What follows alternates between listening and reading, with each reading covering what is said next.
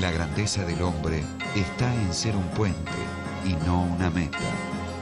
Lo que en el hombre se puede amar es que es un tránsito y un ocaso. Friedrich Nietzsche. Así habló Zaratustra. Prólogo.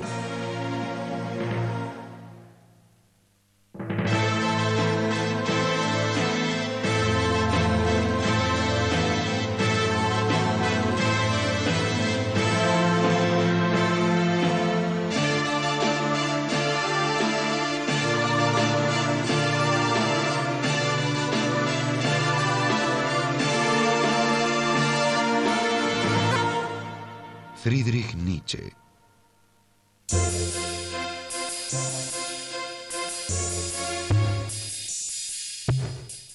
Friedrich Wilhelm Nietzsche nació el 15 de octubre de 1844 en Röcken, Sajonia, entonces parte del Imperio Prusiano, actualmente territorio alemán.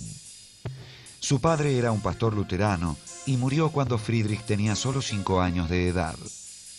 El niño se crió en la casa de su abuela, en Naumberg, con su madre, su hermana y 2 tías. Hasta 1858 estudió en el gimnasium local y luego continuó su formación académica en el famoso internado de Forta. Él es criado en una atmósfera, digamos, religiosa, y como hay una larga tradición en la familia, él es destinado a la carrera eclesiástica. Por eso, después de su educación en Schulforta y en la digamos, cuando comienza la universidad, hace un primer año de teología. Pero abandona, después de ese primer año, abandona la carrera de teología porque se da cuenta que no es su vocación y decide dedicarse a la filología. Bueno, era un alumno tan brillante que se lo designa profesor en Basilea, su maestro Ritschl, que era un poco su tutor, hace que se lo designe profesor en Basilea sin haber terminado él su carrera, digamos, ¿no? Después de la carrera de filología, su primera inscripción a nivel académico como docente es en la Universidad de Basilea, donde es nombrado con la edad de 24 años, siendo muy joven entonces, es nombrado profesor de filología clásica. Allí está trabajando como docente durante 10 años y a los 34 años se tiene que jubilar por problemas de salud.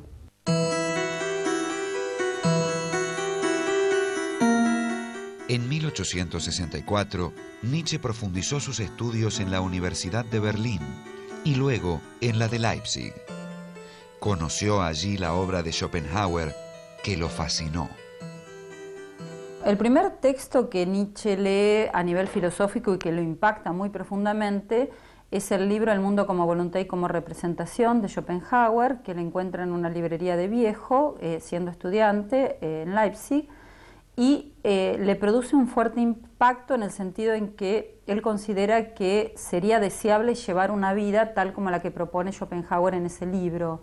En ese libro Schopenhauer es un autor pesimista en donde ve el mundo como un constante tránsito por el dolor y el hastío, es decir, constantemente estamos tendiendo a lograr determinados objetivos para lograr nuestro placer, pero el logro de nuestro placer nos lleva al hastío, ¿no? Entonces hay un constante movimiento de péndulo entre el deseo del placer y el hastío que provoca.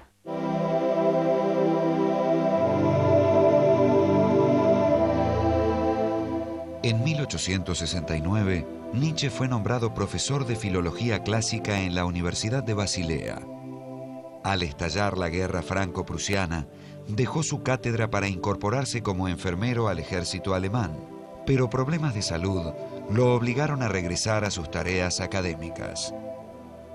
Nietzsche tiene desde muy pequeño múltiples problemas de salud, digamos, indefinidos, ¿no? Es decir, cuando él estaba en la escuela, en Schulforta, existen registros de sus entradas en el servicio de enfermería.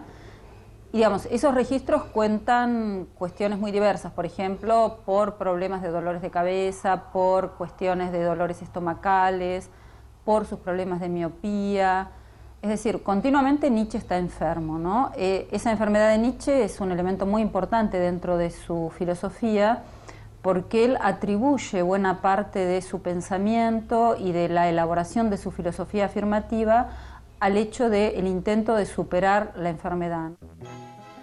En Basilea, Nietzsche conoció al compositor Richard Wagner, a quien admiraba, y que constituyó una influencia sobre él casi tan grande como la ejercida por Schopenhauer.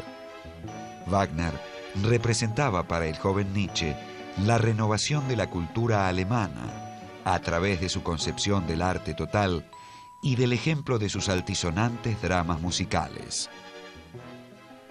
Este drama musical wagneriano lo que tiene de interesante es que liga dos elementos fundamentales que considera Nietzsche, que son necesarios para crear una cultura auténtica, porque no olvidemos que aquí el problema es el problema de la cultura, y que son la música y el mito. Imbuido de las concepciones wagnerianas de la cultura y de los horizontes de la filosofía schopenhaueriana, Nietzsche escribió su primer libro, El origen de la tragedia en el espíritu de la música, que apareció en 1872. Inició así lo que se ha llamado la primera etapa de su pensamiento. De esta etapa de su producción, que va, digamos, entre 1870 y 1876, evidentemente el producto más importante es El nacimiento de la tragedia, ¿no? Ese primer gran libro que lo desacredita para siempre con los filólogos, porque lo presentó como un libro vinculado, digamos, con la ciencia filológica, y que en realidad desde ese punto de vista no es algo demasiado defendible, más con los criterios estrictísimos que tenía la filosofía en esos tiempos, ¿no? Con fuerte influencia romántica, lo que enfoca él allí es un tema que también ha sido muy caro para los románticos, que es la crítica de la cultura. La obra posterior de Nietzsche puede ser leída, digamos, en una clave interpretativa de rechazo a esta obra.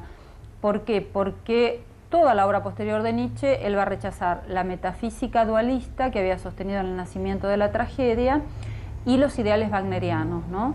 Entonces, en ese sentido, muchas veces se lee como única obra, como obra más importante de Nietzsche, El nacimiento de la tragedia, y sin embargo es la obra que Nietzsche ha rechazado como parte de su pasado y como parte de un pasado que tiene que ser rechazado, básicamente porque ahí él es un metafísico, ¿no? Yo creo que hay una intuición básica siempre en Nietzsche, que es lo real como horror, ¿no? Lo real como horror. Y la permanente tendencia de él, o desafío, de mirar de frente este horror sin demasiadas ilusiones. Aunque finalmente haya que rescatar todo el mundo de la apariencia y de la ilusión para poder sobrellevar ese horror, digamos, ¿no? En general se suele sintetizar la filosofía de Nietzsche en 4 grandes temas, que pertenecen ya a su pensamiento maduro, podemos decir así, o sea, finales de la Galla Ciencia, comienzos del Zaratustra. Esos 4 grandes temas son el superhombre, la muerte de Dios, el superhombre, la voluntad de poder y el eterno retorno. Entre 1873 y 1876, Nietzsche publicó 4 ensayos que